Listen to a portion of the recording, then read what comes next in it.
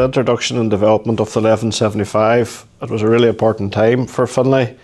It was the move from Finlay being a screening company to be crushing and screening, and it really turbocharged the growth of the company over the sort of following 10-15 years.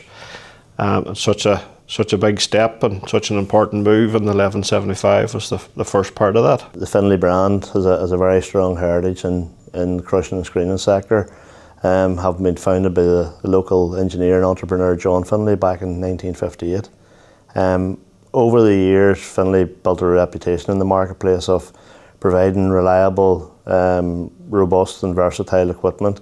And then therefore back in 2005, whenever we launched the crusher range and introduced the 1175, it was imperative that we basically made sure that them attributes were built into the machine from the outset, and really to strengthen and build on our strong heritage. The team was put together, designed the first unit.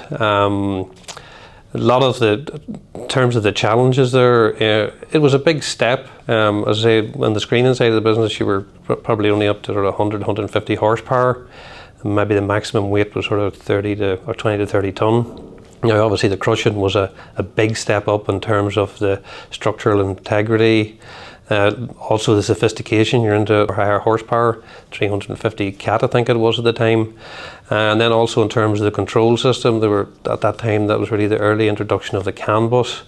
So quite a few challenges on the initial development, and then I guess if you fast forward now, we're here to celebrate obviously the 20th anniversary. So there's been over that time almost 1,000 machines made, which is fantastic, if you know what I mean, in terms of the success of the product. The fact that the product is still being made today, we're just having a look around it earlier. It still kind of looks quite similar to the early days. Yes, there has been lots of minor improvements. It has been an excellent start for Finlay into the crushing business. Surprised that it's still going? No. We built it from the ground up, and I think if you want to do that, your intent is to make something that's robust, reliable, does its job, it does what it says on the tin. And I think that has proven itself 100%. The fact that we're sitting braiding a machine that's 20 years old and it looks almost the same as what it did 20 years ago. And there were trials and tribulations with hydraulics. We learnt as we went, but I think that gave us a very strong identity. To this day, all our jaws are still run hydraulic. We've proven the success, we've proven the benefits of it. Developed improvements to our system based on that initial engagement and feedback. And so if we sold ones into France, I would go to France. Takes maybe some of the young engineers. Those young engineers are now running this whole factory. So we would go there, set her up, help them commission it, run it, see how it works, fix it if something happened and broke down.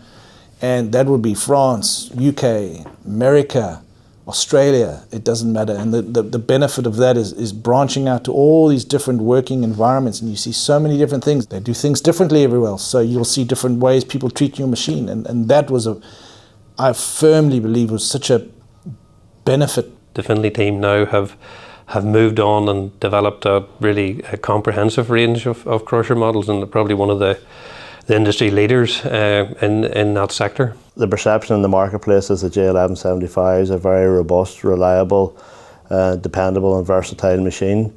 And the customers actually say it's also intuitive, user-friendly and very easy to service and maintain. And that's key features, and we feel dovetail with the Finlay strategy. While the 1175 is 20 years old this year, there's been several developments over the period based on the feedback we received.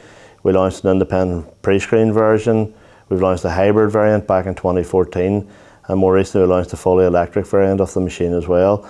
And then as part of that, we've also developed and been one of the early adopters in onboard telematics, the mobile crushing and screening sector. I've been looking at the telemetry data for 1175s that are out there. We've got the two highest units of the highest hours in the whole of the Finlay fleet are two 1175s with over 20,000 hours. It just shows in the reliability and the robustness of the machine to last that long on site.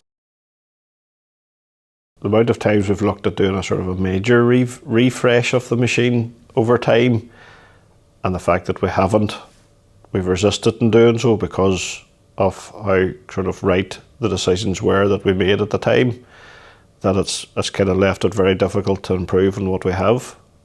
which is hence the reason why it still is very similar to what originally was launched in 2005. Maybe it's not even the actual crusher itself, it's the team, the group of people. I think that's the memory that sort of evokes a lot more emotions. The fond memories, the memories that if I could ever pass on to other people, it's the strength of a team. Even to this day, the team looking after it now appreciate the legacy that it brings.